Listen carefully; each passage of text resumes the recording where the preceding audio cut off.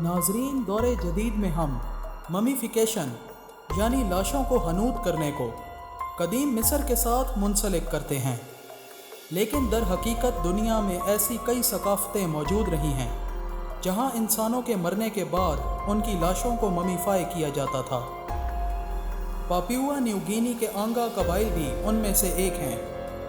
تاہم آنگا قبائل کی ممیز کو پٹیوں میں لپیٹ کر زمین میں دفن نہیں کیا جاتا تھا، بلکہ ان کو پہاڑوں پہ اونچے مقامات پر بغیر پٹیاں لپیٹے کھلا رکھا جاتا۔ ناظرین، آنگا قبائل کے عقائد کے مطابق ایسا اس لیے کیا جاتا تاکہ وہ مردہ افراد پہاڑ کی اونچائی سے اپنے قبیلے کا نظارہ کر سکیں جہاں وہ مردہ لوگ کبھی خود رہا کرتے تھے۔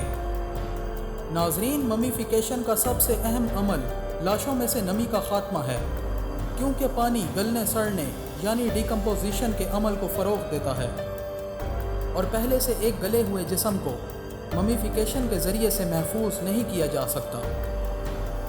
قدیم مصر کے لوگوں نے لاشوں کو محفوظ رکھنے کی خاطر ان کو نمک اور مثالوں کے مکسچر سے کور کیا، جن میں خشک کرنے کی صلاحیت وافر مقدار میں موجود ہے، جس کی وجہ سے ان لاشوں میں موجود پانی ختم ہو جاتا۔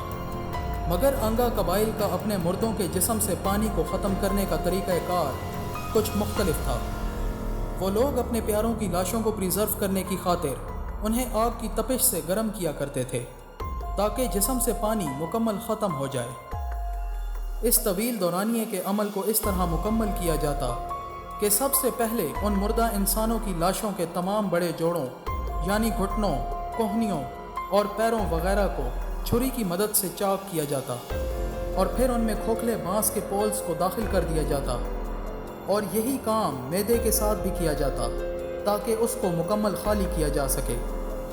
اس کے بعد ان لاشوں کو تقریباً 1 ماہ سے زیادہ عرصے تک مسلسل آگ کی تپش مہیا کی جاتی تاکہ جسم میں موجود تمام پانی اور دیگر فلوئڈز، جوڑوں پر لگائے جانے والے کٹس اور ان میں داخل کی گئی بیمبو ٹیوبز کے ذریعے سے نکل جائے۔ جب لاش کو مکمل طور پر سکھا لیا جاتا تو اس کے بعد اس لاش کو اوکر سے کور کر دیا جاتا۔ اوکر زمین سے نکلنے والی آئرن آکسائڈ کی مٹی نما فارم ہے۔ لاش کو اوکر سے کور کرنے کا مقصد اسے مردار خور جانداروں اور لاش کو ماحولیاتی تبدیلیوں کے باعث ہونے والی توڑ پھوڑ سے محفوظ رکھنا تھا۔ ناظرین، ممیفیکیشن کا یہ عمل 1949 میں اپنے اختتام کو پہنچا، کیونکہ اس وقت تک اس علاقے میں مختلف ادیان کے مبلغ اپنے دین کی تبلیغ کی خاطر یہاں اپنی جڑیں مضبوط کر چکے تھے۔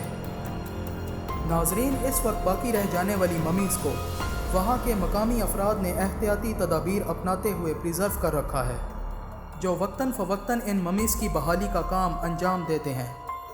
ناظرین، اتفاقی طور پر صرف آنگا قبائل میں ہی ممیفیکیشن کا یہ طریقہ رائج نہیں تھا، بلکہ لاشوں کو آگ کی تپش کے ذریعے حنوط کرنے کا یہ طریقہ کار فلیپائنز کے ایک گاؤں کبایان میں بھی رائج تھا۔ ان ممیز کو کبایان ممیز یا فائر ممیز کے نام سے جانا جاتا ہے۔